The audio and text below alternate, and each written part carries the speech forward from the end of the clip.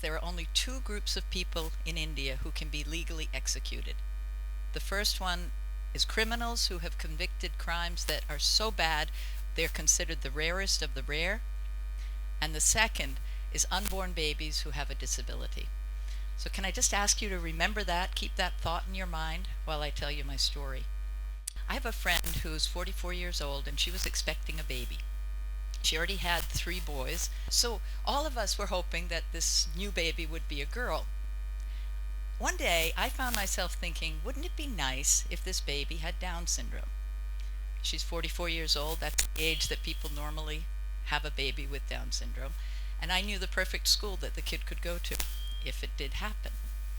Now, in a country where an unborn baby with disability is about as welcome as an axe murderer, what was I thinking? Or, to put it another way, do I know something you don't know? I think I do. I think, in fact, I'm an expert on the subject, but I know I can't just say that. I have to prove my credentials. So I'm going to tell you another story to do that. And that story starts here, not far from Dehradun, in a little village in between Mussoorie and Donalty. And it's about a little girl named Moi Moi. Moi Moi was her mother's 13th baby. Her mother had gotten herself sterilized after baby number 12, but the operation didn't work, and Moi Moi was conceived anyway. So her mom then decided she would come down to Dehradun and get an abortion. She chose the one doctor in Dehradun who didn't do abortions, but that was also the only doctor she trusted. That doctor told her, if you want to have the baby with me, I'll help you find a home for it. So the mom agreed, went back up to her village, and a few months later she was coming down for a routine prenatal appointment, and she went into labor on the bus. Moi Moi was born on the side of the road. She was 12 weeks premature. She weighed just under a kilo. That's what she looked like. 2 weeks later, there were 2 young American doctors volunteering in that hospital. They heard the story about the baby that needed a home, and the woman said, "My sister will adopt her." And the sister was me, and that's how Moi Moi came into our family and changed our world. Moi Moi has taught me everything I know about disability, because Moi Moi has disabilities. She has quadriplegia, she uses a wheelchair to get around, she speaks only with her eyes, she eats through a tube that's been surgically inserted into her tummy, and she depends upon us for everything. We talk about degrees of disability in the field. We talk about mild, moderate, severe. Moi Moi's disabilities are so serious that they're considered profound. And I think if you look at this picture of Moi Moi, which I took just a short while ago, isn't she beautiful? You'll agree with me that profound, in the most beautiful sense of the word, perfectly describes her. Originating in or penetrating to the depths of one's being, pervasive, intense, complete. We can take the labels that people put on our children and we can make them mean anything that we want. It's up to us. So what have I learned from Moi Moi? What profound truths has she taught me? Why did I think it would be nice for my friend to have a baby with Down syndrome? Down syndrome, by the way, is the most commonly aborted disability there is. It's easy to detect in pregnancy, and everybody knows about it. So after a certain age, most women will go in for the test. In a study that was done in the UK, of 100 women who were told that the baby they were carrying had Down syndrome, 93 of them chose to have an abortion. So I'm curious about the other 7. 7 is a mystical number. We've got the 7 days of creation. We've got the 7 wonders of the world. We've got the 7 Harry Potter volumes.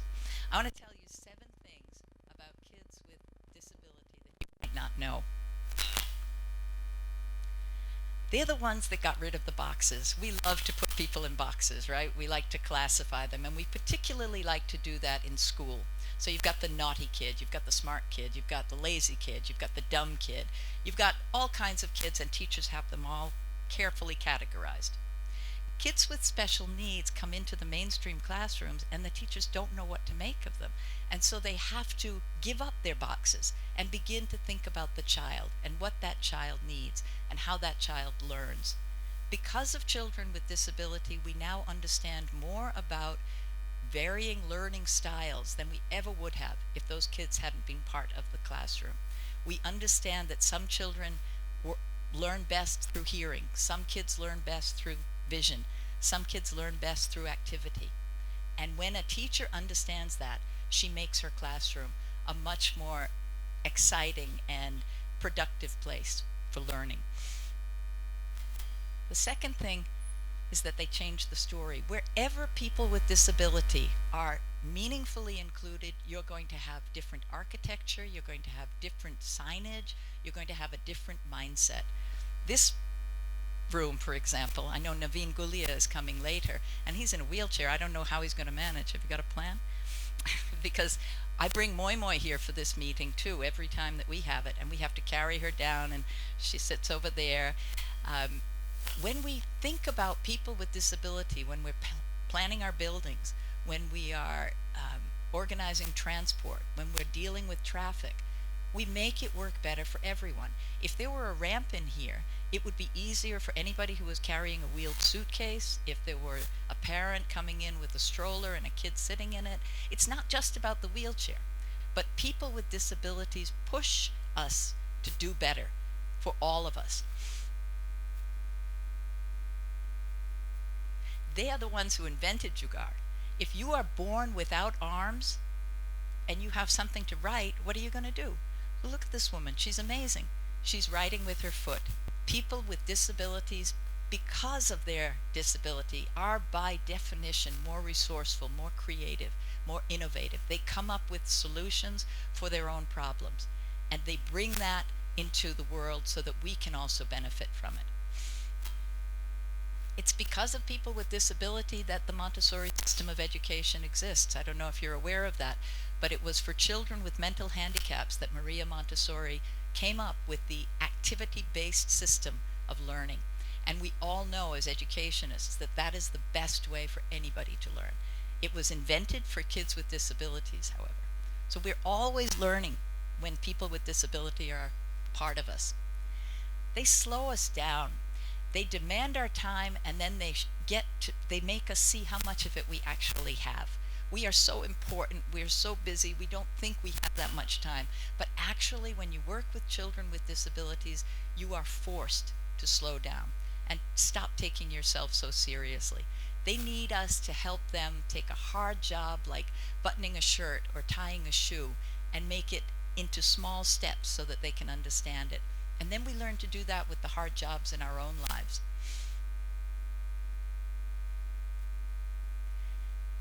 Kids with disabilities are actually the ones who helped us understand what is essential in bringing up a child. This is a sad story, but there was a group of children who were left in an orphanage in Romania. They were taken care of physically, but they got no social interaction. Nobody cuddled them, nobody played with them, nobody responded to them. And those children grew up with terrible, terrible handicaps. Their brains were dead. There were huge black holes in their brains, and you can see that on brain scans. And those children are the ones who actually taught child development experts, doctors, teachers, what is essential for a child's well-being. And the most important thing is not the nutrition, it's the love, it's the responsive parent. And now that we know that, we can make sure that we intervene early. If a child is in an orphanage, we need to interact with them, we need to hold them. Even just 1 hour of physically holding a child can make a difference to that child's brain. And that's important for parents to understand. I had a little fight with my husband the other day, and I was really mad, and we both went to bed angry. We didn't speak to each other in the morning. I got up, don't do that, it's not a good idea to go to bed angry. But I got up in the morning and I was determined I was not going to make the first move because he was wrong and I was right, and I was not going to relent. And then I went into my study to get ready for this talk, and I was working on photographs, and I pulled this one out of Shivam. And Shivam has cerebral palsy, and you can see the arch of his neck, how difficult life is for him. And I was looking at this photograph, and I was thinking about how much I admire him and how much I've learned from him, his determination, his courage. And I thought, oh God, Joe, you're such an idiot. Well, you were getting so obsessed about who was right and who was wrong and who's going to speak first. Cut the crap. And finally, 7, they remind us who we are. We are better than we know. We are more capable. We have bigger hearts than we give ourselves credit for. And these children, because of their vulnerabilities, because they need us, they bring that out in us. They evoke our best selves. Disability is hard. I'm not trying to pretend that it's all easy. But these kids help us to be better as human beings. And finally, after 7 comes 8, another mystical number. Just like eternity, it just keeps going back on itself. And that's what we don't know. What would the world be like without disability? We think we'd like to know, and many experiments have been tried to get rid of disability. Adolf Hitler had a very famous one. Remember the old proverb, how does it go? Beware what you wish for, because you'll get it. And if you really want a world without disability, you better think very carefully about what that world would look like. We can learn a lot from a parallel struggle. What would the world be like without little girls? Millions of women in Asia, faced with a crisis that they were pregnant and they were expecting a girl when it was a boy that they wanted or that their families wanted, made individual decisions to abort their baby daughters. Sex-selective abortion, female feticide. They thought they were acting alone. They thought they were acting as individuals. They had no idea that the collective result of all of those individual women was going to do something unbelievable. Change the sex ratio. The sex ratio is supposed to be an immutable law of nature, like the law of gravity. You can't mess with that. And yet they did. And the cataclysmic social changes that we're seeing as a result, we're still not fully aware of. Society is different when there's an imbalance, when there are more men than women. And we're still trying to figure that out. Research is going on all over the world to comprehend what this is like, why this is happening. The individual women who made those choices were not actually making choices. They were responding to a world that didn't value little girls like this. And the feminist prescription isn't just to ban sex-selective abortion, although I think we all agree that that's very important. It's to change the world. It's to make it so that these girls are just as welcome as any boy. Every girl is as important as every boy. Now, the leap from sex-selective abortion to ability-selective abortion might seem tenuous to you, but it's not. It's black and white, and it's the same thing. 93 women chose to abort their babies, their little Down syndrome babies, because the world doesn't value people with disability. It treats it like a capital crime. 7 women said, not my baby. It's the world that has to change. Those 7 women realized that it was not just about that baby. It was much bigger than that. Look at this baby. That kid is so cute and light as a feather. If we can't take care of this baby because she's got a disability, do we really think that we're going to be able to take care of our elderly parents who both weigh 150 pounds and have very strong opinions about everything?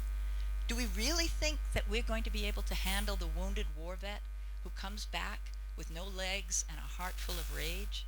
Do we think that we're prepared to handle it ourselves if we step off the curb with our lives all ahead of us, get hit by a car, and all our dreams come crashing down? It's like thinking that you're ready to run a marathon when you're not really in shape enough to walk down to the store and get your own milk. It's not happening. It doesn't just magically appear. You build up to it.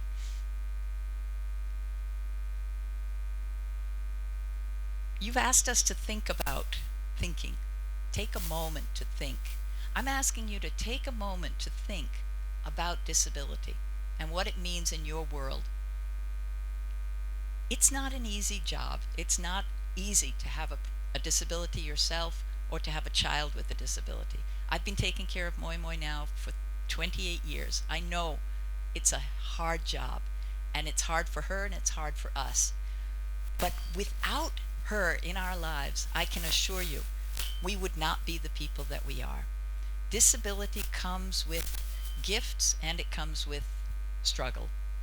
And when you accept that, when you just say, okay, this is part of life and I'm going to have fun while doing it, you would be amazed at how your world would be transformed. An inclusive India means everybody. It means there is nobody who isn't important. There is nobody who isn't precious and valuable. I can't tell you the number of people who have come to volunteer with us at the Latika Roy Foundation thinking that they were going to be doing a great favor to our children and leaving realizing that the gift was to them. They are the ones who went away feeling happier, more fulfilled, luckier. They had a wonderful time. And I would like to encourage each one of you to reach out to people in your neighborhoods who may have a disability. There's a kid who's just moved in across the street from me, and I can hear him crying all day long. He's got a disability.